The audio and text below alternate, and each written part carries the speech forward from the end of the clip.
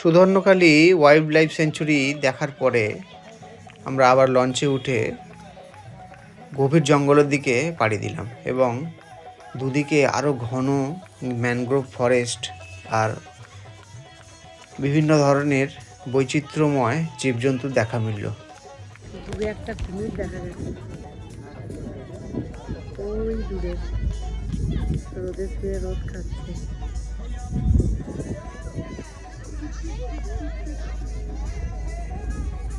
একদম সাইলেন্ট হয়ে যেতে হবে বোর্ডে।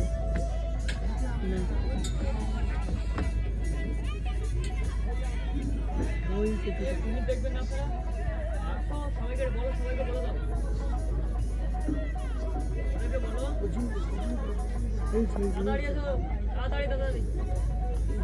কি বিরাট বড় কুমির, একদম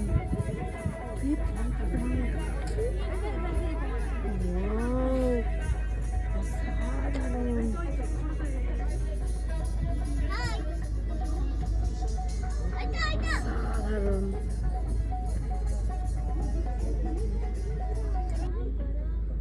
এরকম বাঘটাও দেখতে পেয়ে যাবো। নৌকাটাও আসতে করে দিয়েছে,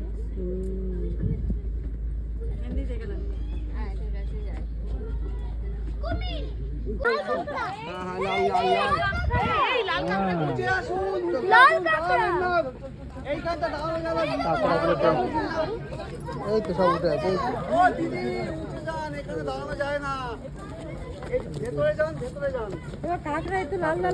দুবাকি ক্যাম্পে ঢোকার মুখে চোখে পড়ল সুন্দরবনের বিখ্যাত সেই লাল কাঁকড়ার।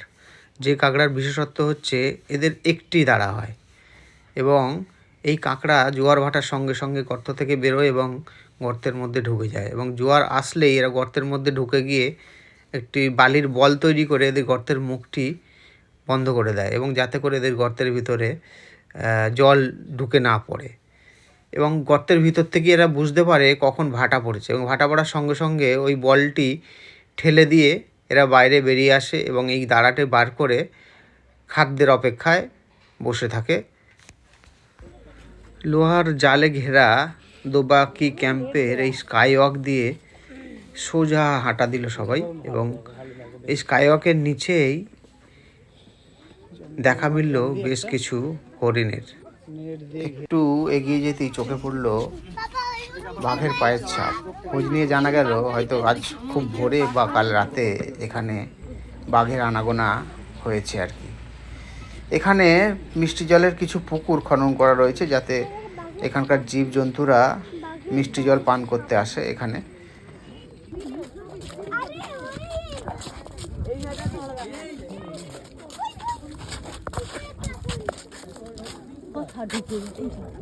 এই হরিণটি খাবার খেতে খেতে একেবারে ওয়াস্টারের নিচেই চলে এসেছিল এবং খুব কাছ থেকে আমরা দেখলাম এই হরিণটিকে। এই হরিণটি আমাদের বাচ্চাদের হই হুল্লোড়ে একটু বিরক্ত হচ্ছিল হয়তো।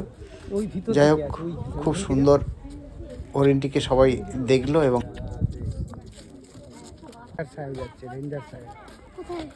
সামনে রেঞ্জার সাহেব, রেঞ্জার টুপি পরে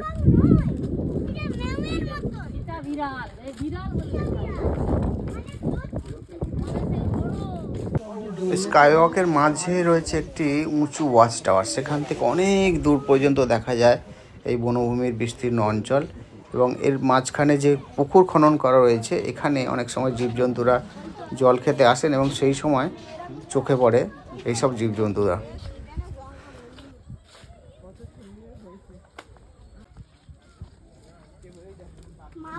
বনভূমি এটা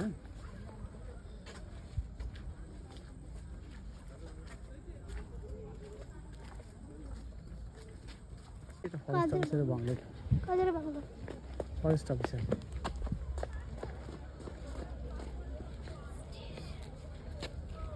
এই যে ফরেস্ট অফিসার এর বাংলো। আচ্ছা, তাদের বাংলো। ঠিক আছে।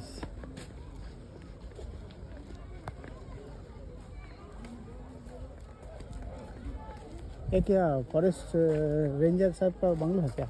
ना, फॉरेस्ट बीट ऑफिसर है बंगला। Beat officer.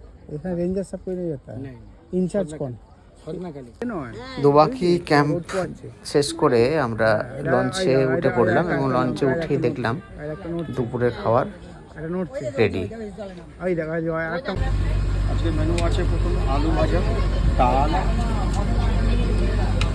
পটল তরকারি একটা, পাবদা মাছ আছে, কাতলা মাছের কালিয়া আছে, চাটনি পাঁপড়,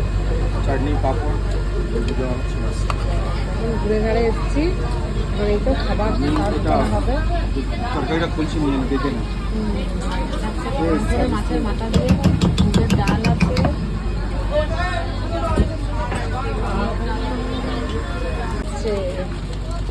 আজকে স্পেশাল মেনু আছে কাতলা মাছের কালিয়া, আর আছে পাঁচশো পাপড়া,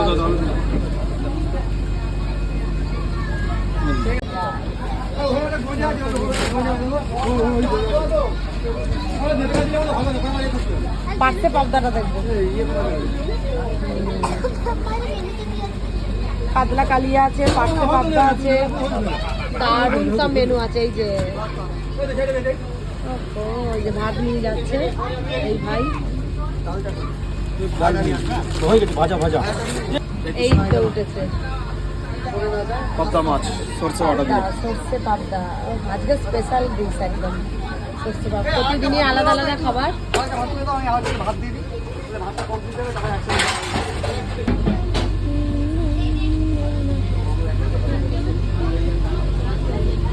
অসাধারণ লাগছে সত্যি বলছি, স্নান স্নিগ্ধ পরিবেশ একদম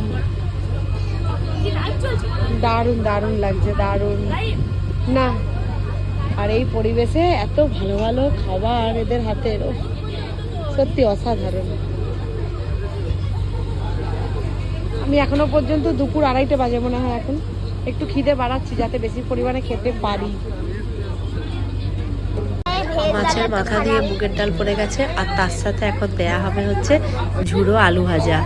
মুগের ডাল দিয়ে আর ঝুড়ো আলু ভাজা দিয়ে ভাত খেতে একটু লেবু দিয়ে কিন্তু দারুণ লাগে।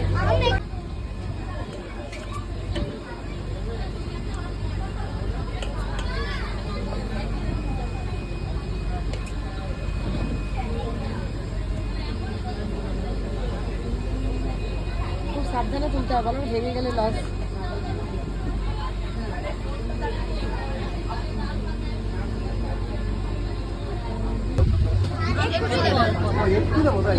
পাবদা মাছের পিসগুলো কিন্তু সত্যিই খুব বড় বড় ছিল, আর স্বাদও ছিল ভীষণ সুন্দর। একটা কাঁচা সর্ষের তেলের গন্ধ মানে পাওয়া যাচ্ছিল যখন খেতে বসেছিলাম না, দারুণ লাগছিল ভাত দিয়ে খেতে।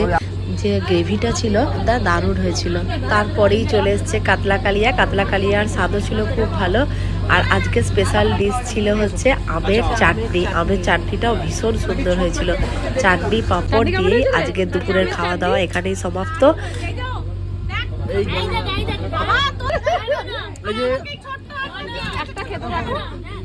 হ্যাঁ খেতে থাকো। বল বল। এই যে সুন্দর মনোরম পরিবেশে গঙ্গার উপর দিয়ে যাচ্ছে, কিসের উপর দিয়ে যাচ্ছে, জলের উপর দিয়ে। যে কোনো নদী একটা হবে, মাদলা নদী, গোসাবা নদী। আমরা লাঞ্চ করছি, দারুণ লাগে। দারুণ লাগছে। সবচেয়ে ছোট থেকে খুঁজে খুঁজে আমাকে আমটা দিয়ে গেছে, দেখ সাইজ দেখ, আর ওর পাতার সাইজ গুলো দেখ।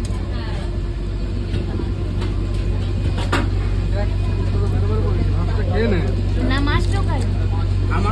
খাওয়া দাওয়ার পর্ব শেষ করে এখন আমরা নদীর ঠান্ডা হাওয়া আর প্রাকৃতিক সৌন্দর্য অনুভব করতে করতে আমরা ফিরে আসি কটেজে, এবং এরপরে কটেজে রয়েছে নাচ গান এবং আনন্দের অনেক ঘটনা নিয়ে আমরা পরবর্তী পর্যায়ে ফিরে আসছি।